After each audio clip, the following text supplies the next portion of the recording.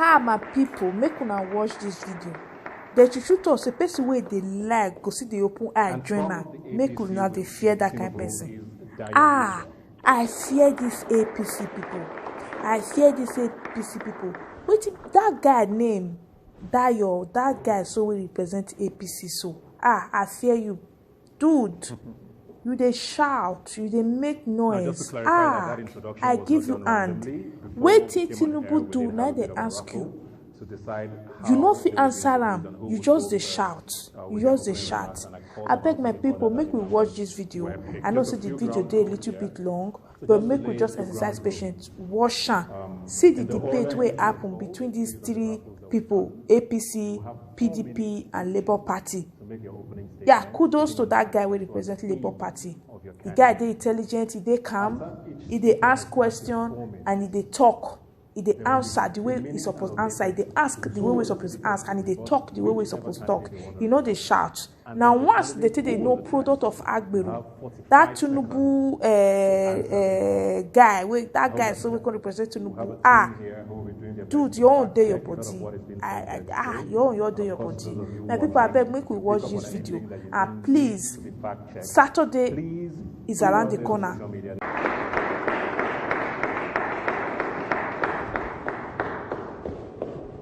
And from the APC with Team Tinubu is Dayo Israel.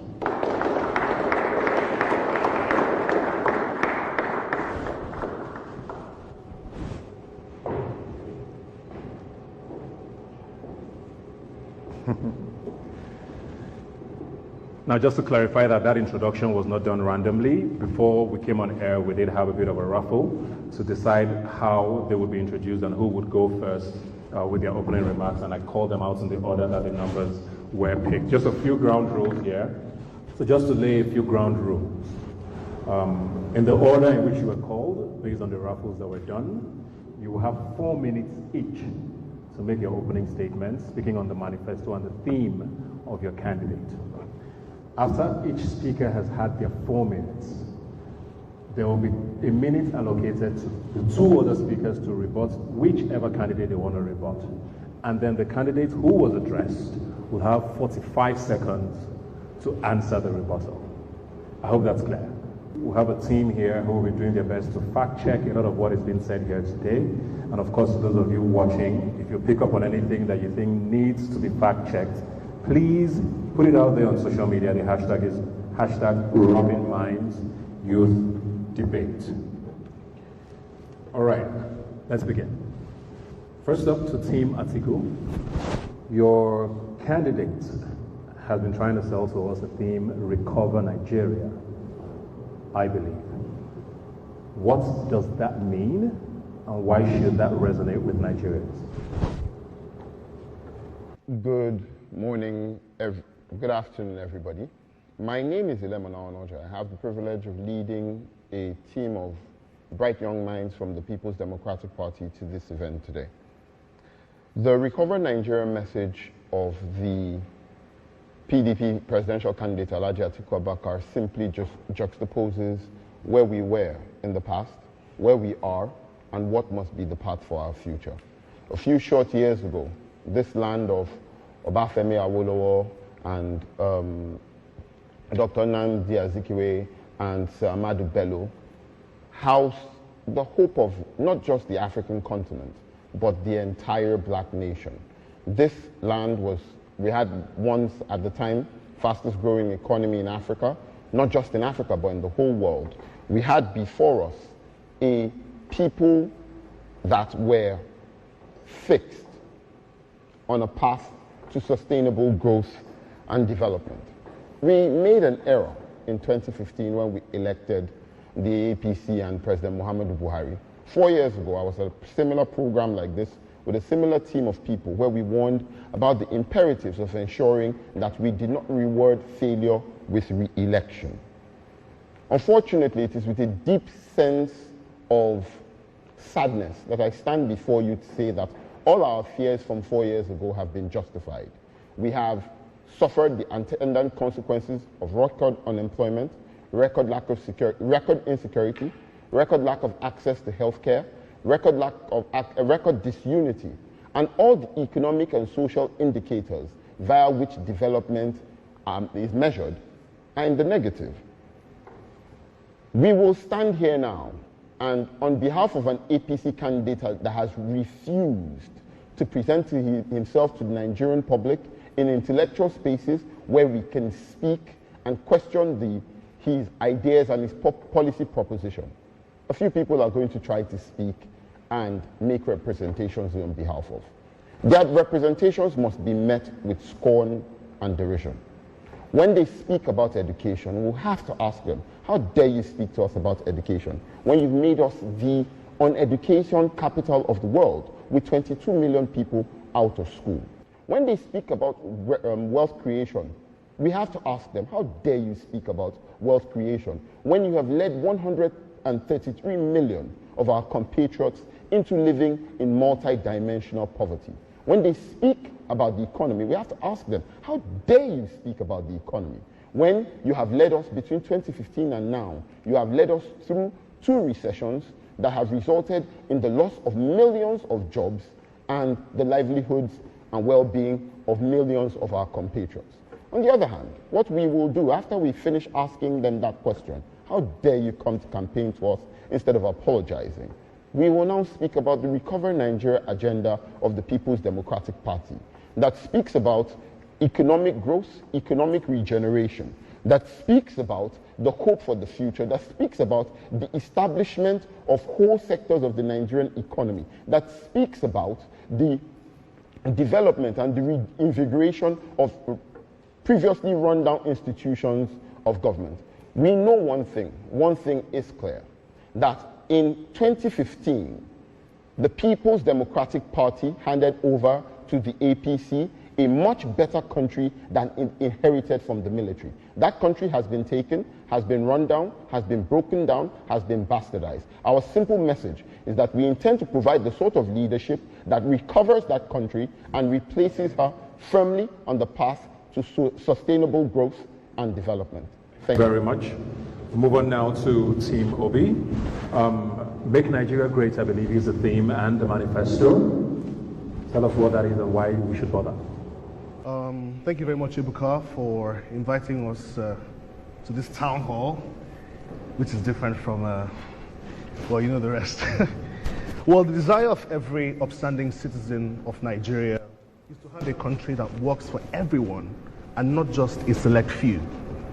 We want to have a country where students are not kept out of school for 8 months, where you and I don't have to queue for 10 hours just to buy 5 liters of fuel, where you and I can travel safely from Lagos to Abuja, from Enugu to Port Harcourt without fear of being kidnapped or murdered. That is the desire of every country, of every citizen. That is the Nigeria that we all want, and that is the promise that the Labour Party is making via the candidacy of His Excellency Mr. Peter Obi and Dr. Dati Ahmed.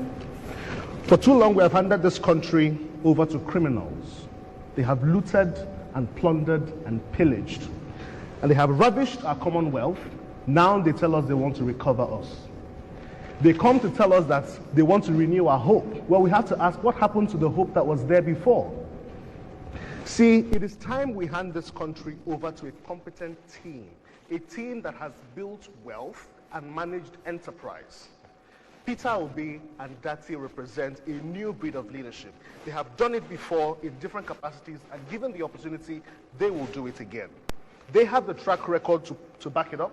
As a governor, Mr. Peter Obi was best in education, best in MDG implementation.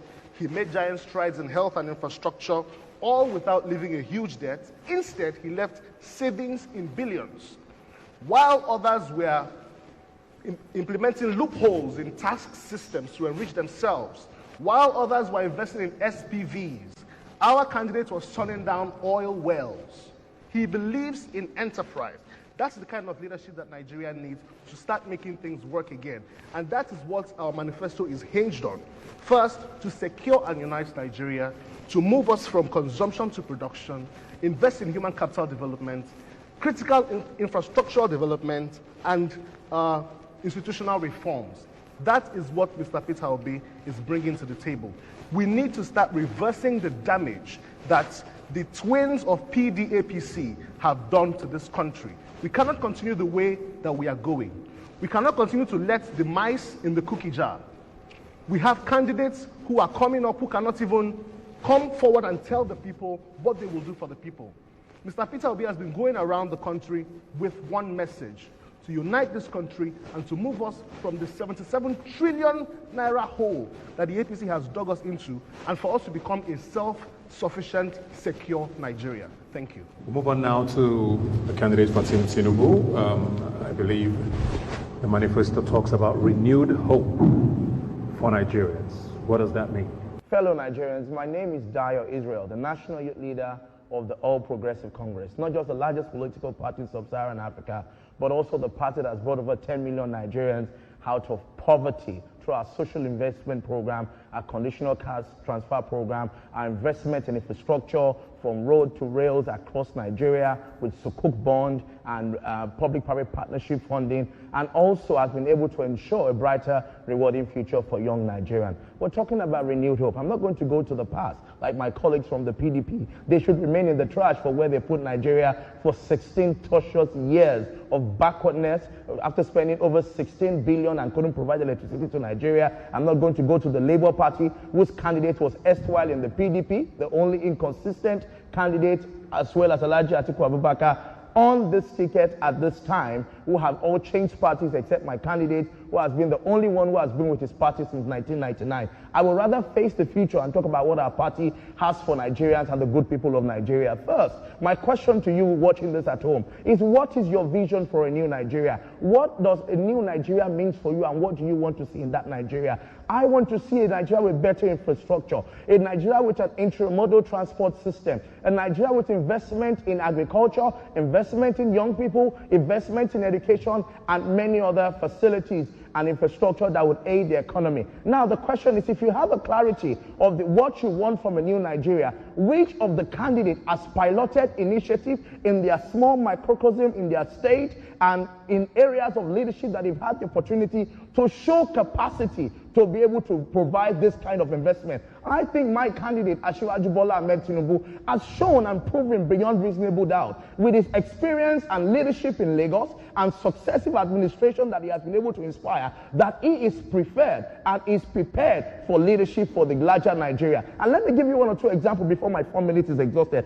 First, we talk about infrastructure. When Asiwaju Bola Ahmed Tinubu was governor of Lagos and successive administration, he did one significant thing that the Labour Party candidate or the PDP candidate, they had done when they were vice president of Nigeria, to draw a master plan for Nigeria when he was essay to the president on economic planning, to build a vision to help our nation achieve greatness. If they had stuck by that and inspired successive administration to do the same thing, Nigeria would not be where it is today. Asiwaju began by setting up the right kind of team. Technocrats from the private sector, brought them into the public service and identified a vision, a creation, a Lagos master plan of where Lagos must be in 25 years. In that master plan includes railway services, intramodal transport system, and we see in Lagos of today, where Asiwaju was governor, and he has inspired people to lead Lagos State under the APC, my party that we're proudly the leadership of Lagos State. We have been able to introduce more fleet of boats into our light ferry services program. We've been able to harness our water services, our water transportation, to be able to ferry Lagosians across Lagos State. We've been able to introduce our blue rail services. We're bringing in our other rails like the green line and the red line to be able to give Lagosians opportunities to be able to move around and ease their movement. Why is this important? Thank you. If we can do this, we need to pay attention. I will wrap up now. We need to pay attention to the rules, please. Okay. I can't give you more time than others, unfortunately. Okay. Thank you very much. Now, there's a lot of points there raised about your candidates, and also some points he made about where we are and how he blames your candidates as being a part of that. Any response? Quick responses. Very quick responses. I will give growth statistics between the years 1999, the year that PDP came into power, and the year 2007. In the year 1999, Nigeria's GDP growth was 0.58%. In the year 2000, Nigeria's GDP growth was 5.0%. In the year 2001, Nigeria's GDP grew by 5.6%. 2001, by 2002, 15.3%. 2003, 7.9%. 2004, 9.6%, and so on. The simple point being that as Vice President of the Federal Republic of Nigeria and Chairman of the National Economic Council, Alhaji Atiku Abubakar supervised economic growth on levels never seen before in this country and that have never been seen after that. On the one hand. On the other hand, Alhaji Atiku Abubakar supervised a system of reforms in critical sectors of the Nigerian economy, in banking, in telecommunications, in healthcare, in education, in pension, and our pension reforms, a wide scale of reforms that the Nigerian people benefit from to this day. Speaking about the 77 trillion naira debt that the APC has accrued over the course of its time in office, a substantial amount of that comes from the pension reforms that were instituted as far back as 2004. So when people say that there was no growth and they refer to 16 years of PDP, what we have are a group of people who have absolutely no record that compares to. I can tell you that. Thank you very much. The selling point for your candidate has been that he's different. He just mentioned now that he's a part of the problem. Speaking of people who are part of the problem, I would like to ask Mr. Dayo Israel, in what capacity are you here? Are you representing the ACN, the CPC, or the APC? Because what is playing out in the political scene today is that the candidate of the APC is trying to separate himself from the failures that we have witnessed in the last 8 years. So I should really ask, who is part of the problem? The person who brought in the monumental failure that the Buhari administration has been, or the person who, even as a governor under APGA, was leading the economic team of the PDP? That's the question we need to ask. Speaking of the figures that you quoted, bringing billions of people out of poverty and all that, I just want to tell you that under APC, the unemployment number has gone up to about 37%. And I want to ask you who is watching, do you feel richer under the APC? I personally do not. What has APC done in the past 8 years aside drag us down and down into the abyss of poverty and insecurity? And honestly, Mr. Dayo, you've made some very, very, very good points. Personally, I wish that we could have heard this from your candidate saying it himself, but unfortunately, he's very good at sending spokespeople. So I don't think you're in a good place to start shifting blame. Thank you so much, Ebuka. First, let me start from the right honorable gentleman, my brother's point. First, the fact that my candidate has people to send to represent the interest shows that it's not just a government of himself, but a government of collective ideologies. He has a team and has been known for that, for always bringing together the best and the brightest of mind to work with you. But let me go to the data. It's easy to spill data and statistics and all of that. But let me tell you something. Yesterday, I was coming from Ibadan just to be here today to join you. And I drove from Ibadan to Lagos in about an hour. I could not believe that we had reached Redemption Camp because of the development that had come to Lagos-Ibadan Expressway. 16 years of the PDP administration, Lagos-Ibadan Expressway was in a comatose. So the people who now ride on Lagos-Ibadan Expressway would not agree with you that the APC government has not done enough. People can now ride from Abuja to Kaduna by rail services. They will not agree with you that the APC government has not improved their life. 32.6 million people in more than 7 million households across 708 local governments in Nigeria who are benefiting from the conditional cash transfer will not agree with you that the APC government have not improved their life. Or the students of Fupre in Delta, ATBU, Funai Ebonyi, BUK in Kano, who are benefiting from the energizing education program, which universities have been powered by our energized education program, will not agree with you that APC is useless. Or the people who are benefited from the national mass metering program, the solar power Niger program, and also people who are going to benefit from our cement power plant, which your candidate wants to now steal the credit by saying he will complete if he gets elected, would not agree with you that the APC has not been useful. And for my right honorable friend who is here, let me speak to you. Second Niger Bridge, 16 years of your government did nothing to that, more than laying foundation on foundation. But we have made that a reality. Thank you. So now let's come back to you. Very quickly, there's a lot of talk about his games as vice president, but there's also the conversation around the fact that as vice president, did he really have the powers to do anything? One of his biggest criticisms is the fact that he may not have ever held executive position. Does that matter? And if it does, what is his track record specifically? Anybody who says that a vice president of the Federal Republic of Nigeria who has constitutional roles and then who has roles that are stipulated by law in several agencies across several sectors in the Nigerian economy simply does not know what they're talking about. And to further buttress that point, the vice president of the Federal Republic of Nigeria, for instance, is the chairman of the National Economic Council. The vice president of the Federal Republic of Nigeria, for instance, is the chairman of the Nigerian Emergency Management Authority. The vice president of the Federal Republic of Nigeria, for instance, is the chairman of the Debt Management Office, and so on and so forth. So there's quite a lot of role there, one.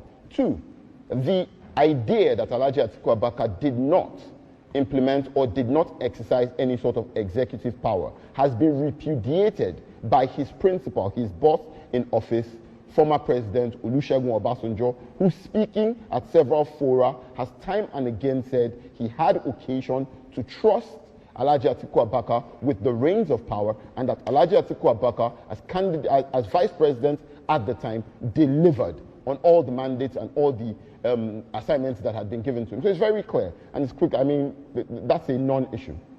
Thank you very much. Now, your candidates, I think one of the biggest criticisms we all see is the fact that he doesn't seem to give us the hows a lot.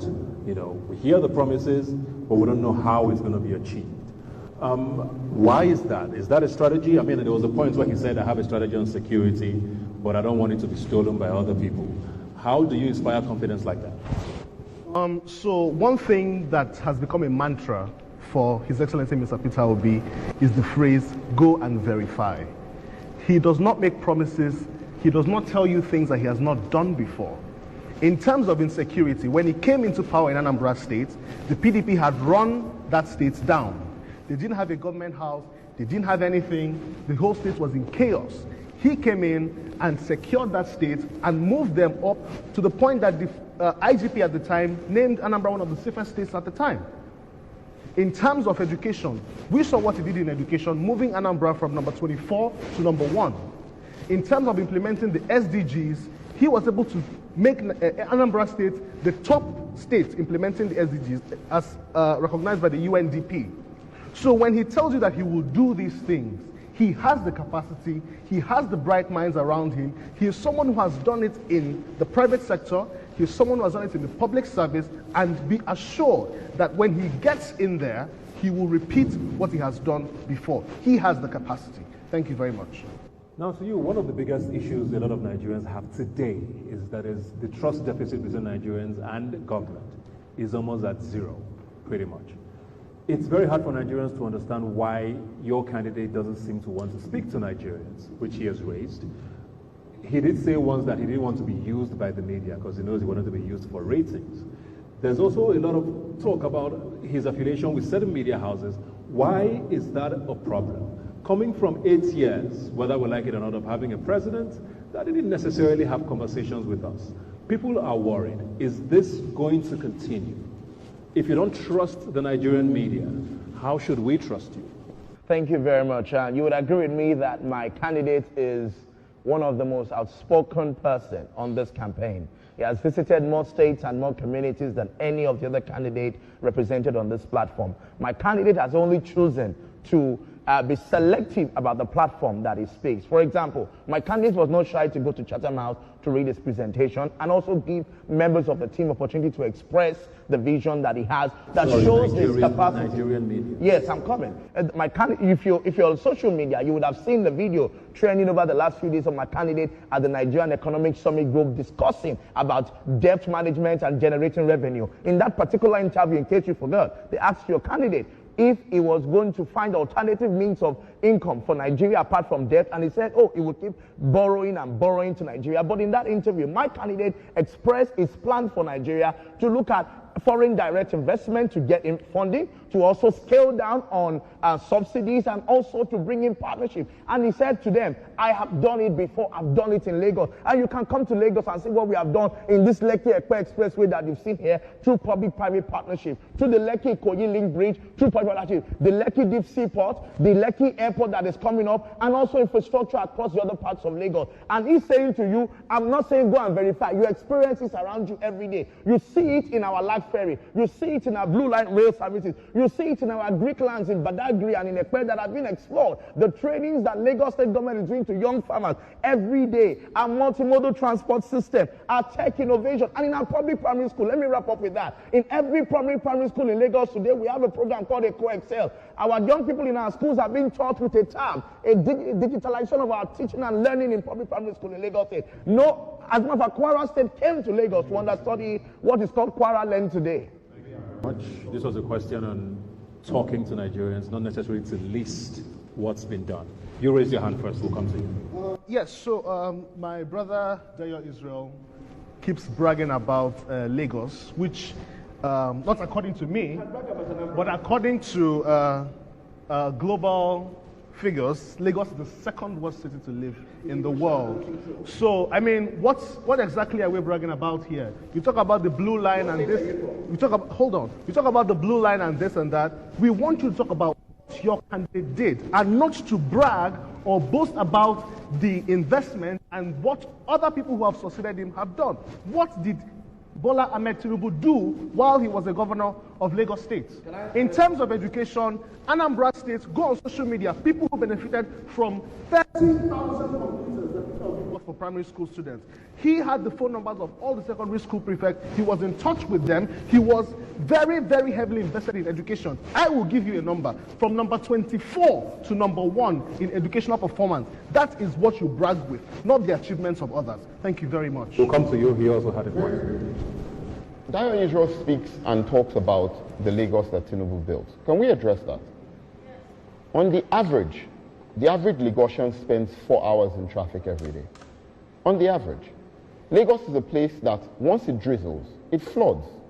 Lagos is a place with failing infrastructure.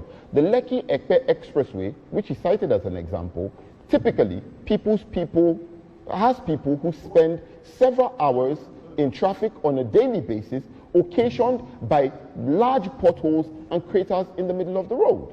It has a failing healthcare system. It has a failing primary school system, where a primary and secondary school system, where a lot of students simply do not have access to the infrastructure that they require. So when he speaks about Lagos, Lagos has a thuggery problem, where we have an entire underworld cartel that creams 200 million naira daily off the sweat of Lagosians in Lagos. Lagos's businesses are taxed multiply and are groaning under the consequences. Let us actually address the Lagos that Tinubu built. The Lagos that Tinubu built was built from the Lekki corridor all the way to Ekpe. Everything else he inherited. Everything else he inherited. Let us look at the Lekki-Ekpe corridor. It's a glorified slum with a lack of all the amenities that everybody in a mega city that they like to style Lagos at should take for granted. It simply does not exist. And we should be warning everybody that anybody who says that they want to export the Lagos that we see and we experience on a daily basis to the national level is threatening the lives, welfare, and well-being of the average Nigerian from Port Harcourt to Maiduguri, from Kogi to Kwara, and every other part of the country. What Lagos did Tinubu build? Can I respond? Thank you very much.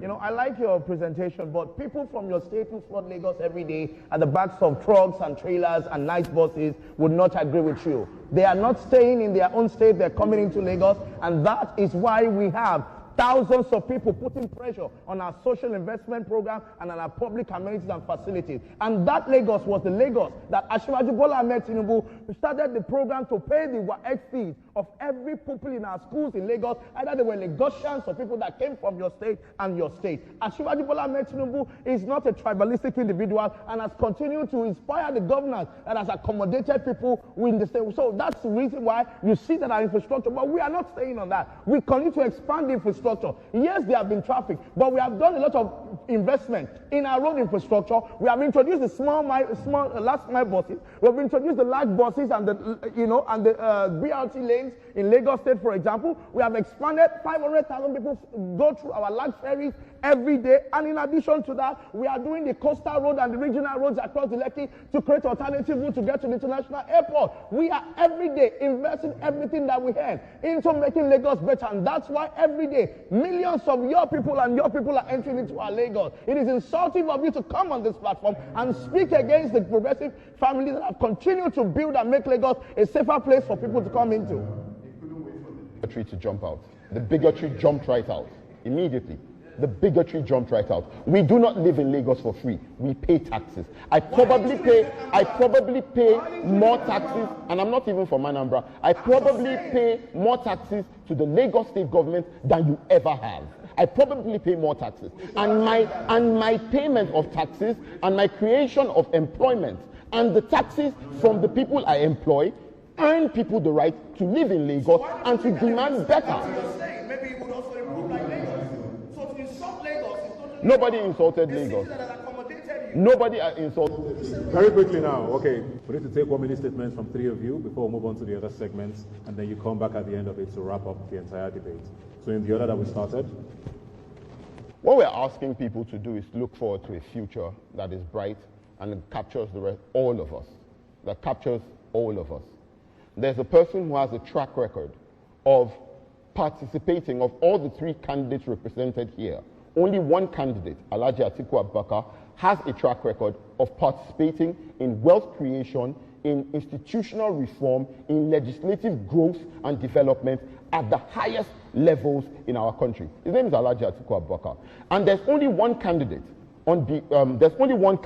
here that all the other 2 candidates have campaigned for. In 2007, speaking in an interview, Asiwaju Bola Ahmed Tinubu said that Alhaji Atiku Abubakar is the best person to lead Nigeria in that era. In 2019, Mr. Peter Obi said that Alhaji Atiku Abubakar is the best, most prepared, most experienced candidate to lead Nigeria in a post-Buhari era. If we receive glowing endorsements from rivals, it makes it easy to reach the inescapable, irrefutable conclusion that in a post-Buhari era, there is only one candidate that is best experienced and best equipped to lead Nigeria. Thank you.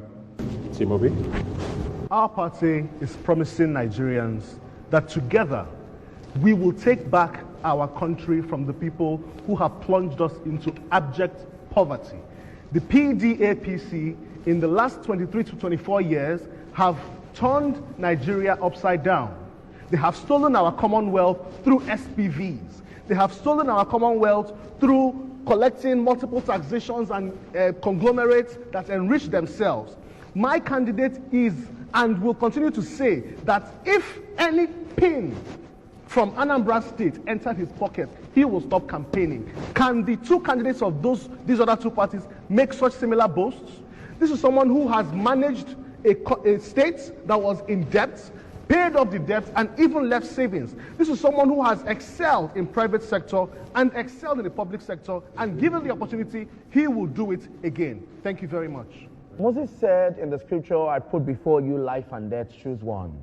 Today, I echo the words of the prophet to say that before you in this election is a man who has shown capacity, who has been able to implement some of the ideas that we want to see on the national scale and piloted them in Lagos. Road transformation, transport revolution, and also creation of job driving tech and creating an environment for creatives to be able to grow and young entrepreneurs to be able to find hope. And he wants to come here and renew that hope and scale up on those ideas that he has been able to implement in Lagos State.